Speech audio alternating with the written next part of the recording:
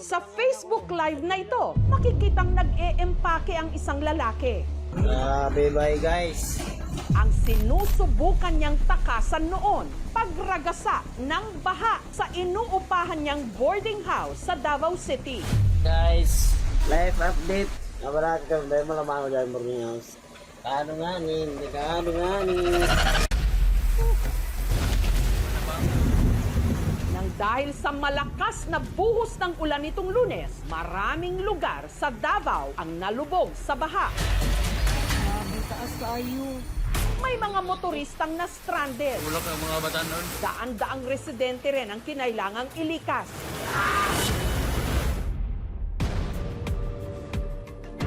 At ang pinakagumulat sa lahat, isang tulay na pinondohan pa man din ng higit 184 million pesos. Bumigay! Nagpunta tayo sa Ombudsman para imbestigahan ang mga flood control projects sa Davao City. May mga sintomas ng anomalya.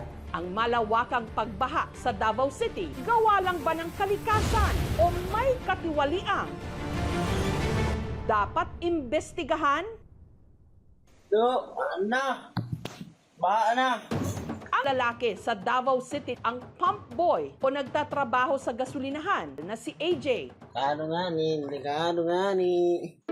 Kwento ng kasama niya sa boarding house na si Dave, hindi raw nila inasahan na mabilis na tataas ang tubig hanggang bewang. Nakit po namin gamit doon lahat. Nasa taas na yung gamit namin lahat eh. Tapos noon, parang meron siyang binalikan. Yung Bible po. Yun na raw ang huling beses na nakita ni Dave ang kanyang kaibigan. Sunod na lang nilang natagpuan si AJ na wala ng buhay. May mga alambre dyan na sampayan. Siguro po daw, nag-ground din. Nangangamoy sunog. Paglubog niya, hindi na po siya umangat. Sinubukan kong puntahan. Nakuryente po ako din. Tumawag po ako sa 911. Hindi po siya nadala sa ospital. Around 2 a.m. Palutang-lutang lang siya, ma'am, doon sa tubig baha sa area ng Buhangin. Yung itsura ng bangkay, ma'am, no, makikita mo talaga na nakuryente siya before siya nalunod. Dito po sa boarding house po namin. Makikita niyo naman po, malapit lang po sa kanal. Kaya pag umulan ng kaunti, baha talaga siya. Kahit na 30 minutes, baha na talaga. Yung sand, mga rocks galing sa itaas, nag-accumulate na sa floor bed. Hindi makaagos yung tubig sa creek natin. Ang mga labi ni AJ nakaburol ngayon sa kanilang bayan. Grabe dyan niya ka loving sa iyang mga igsuot. Sakit ko. Siya magpatamal sa ako Kila okay ra unta kung nasakit siya, kay medyo madawat-dawat pa namo. Pero ang nahitabo sa iya lisod kaayo. Nalumos pa siya, nakuryente pa siya. Wala jud mi nag-expect nga mahitabo ni sa iya Hindi lang barangay Buhangin ang nalubog sa baha, pati na barangay Calyawa sa Davao City. Sa lakas ng ragasa ng tubig, ang tulay sa kanilang barangay bumigay. Ang DPWH Region 11 at pamunuan ng Barangay Calyawa abala ngayon sa paglilinis sa naiwang kalat ng gumuhong tulay. Pang-rehab ang area kay maghimo ta diri og temporary Billy Bridge para na ay maagian sa mga light duty nga sakyan. May alternatibong ruta naman daw para makatawid pabayan ang mga residente. Yun nga lang, 1 oras ang aabuti ng biyahe. Dili na namo mapadala dito sa amo ang suki. So nangadaot na nana ang uban na hinog. Kaya ang ilan sa mga residente mas pinipiling dumaan na lang sa nagibang tulay kahit napakadelikado. Di po ba delikado? Medyo po, ma'am, pero wala pong magagawa. Walang ibang daanan po, ito lang. Pero bakit nga ba bumigay ang tulay? Ayon sa DPWH o ng Department of Public Works and Highways, ang tulay sa Barangay Calyawa sinimulang itinayo May 2017 natapos December 2018. Pinondohan ng higit 184 million pesos ang kontraktor ang Premium Megastructures Incorporated.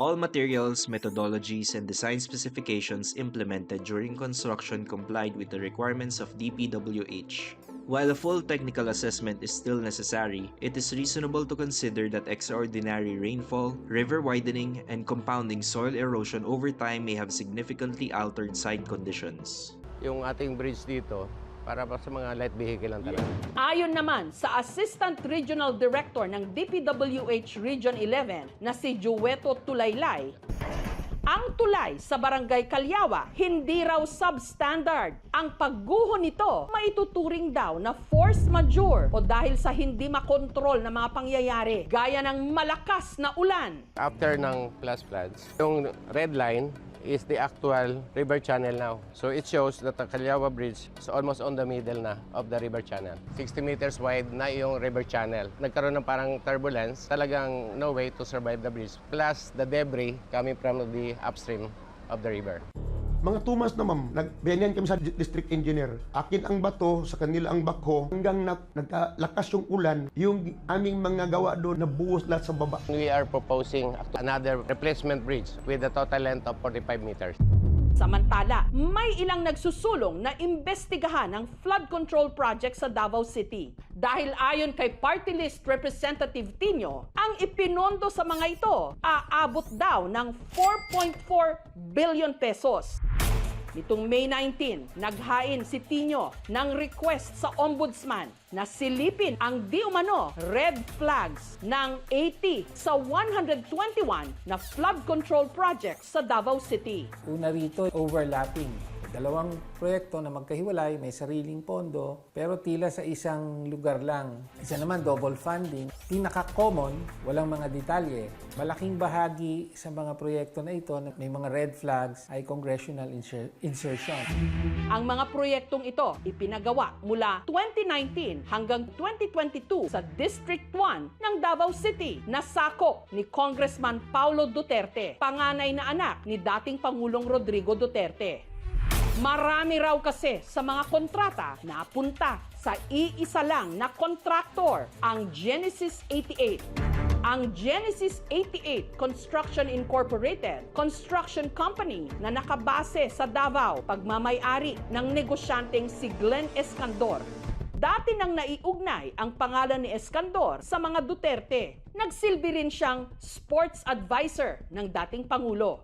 Pinuntahan ng aming team ang opisina ng Genesis 88 Construction Incorporated. Nagbigay sila ng pahayag. We have not received any notice, order, or copy of the said letter from the Office of the Ombudsman. In view thereof, we are not in a position to say or comment anything on the matter at the moment. Hiningan namin ng pahayag ang kampo ni Congressman Paulo Duterte, pero hindi sila sumagot habang ginagawa ang report na ito.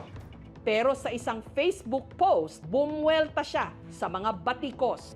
For the record, the Department of Public Works and Highways Region 11 itself maintains records of completed and above-standard infrastructure projects in Davao City. Why is Mr. Tino selectively blind? Bakit Davao City? Dahil may mga anomalya tayong nakita sa mga proyekto sa Davao City. Isa pa sa malubhang binaha ang San Vicente Barangay Talomo proper na katabi ng Talomo River. Nakilala ng aming team ang residenteng si Lincoln. Nasudla ng balay na mas tubig. Hindi magkakuha na katulog kay basta magulan na sa bukid, magbaha, wala na. Andam nami. Ang itinuturo nilang dahilan ng madalas na pagbaha sa kanilang lugar, ang dike sa harap mismo ng kanilang bahay na inirereklamo niya hindi pa tapos. Kana siya, potol na kayo. Diyan, tama ng ilang trabaho, wala na nila gisumpayan patulog dito. Waman may pag sa taga-diping anong gihunong man nila yung trabaho nila. Ibanto na man. Hindi pa makumpirma kung sino ang kontraktor ng proyekto. Sinubukan naming tanungin ang DPWH Region 11 pero wala silang sagot. Tumanggi ring magbigay ng pahayag ang Barangay Talomo proper. Ang papel ng taong bayan dito ay ang manatiling actively involved sa paghahanap ng accountability. Ang gobyerno ay responsable para sa mga pag-usig sa mga umabuso sa taong bayan ay dapat patas at evidence-based. Hindi tayo nawawalan ng pag-asa na ang mga politiko na umabuso ay mapanagot. Sa bawat tulay na bumibigay at bawat lugar na nalulubog sa baha, hindi lang kalikasan ang may sala kapag ang proyekto hindi tinapos o tinipid. Kahit pa milyones ang nakalaan, dapat itong usisain, imbestigahan at ang mga salarin panagutin.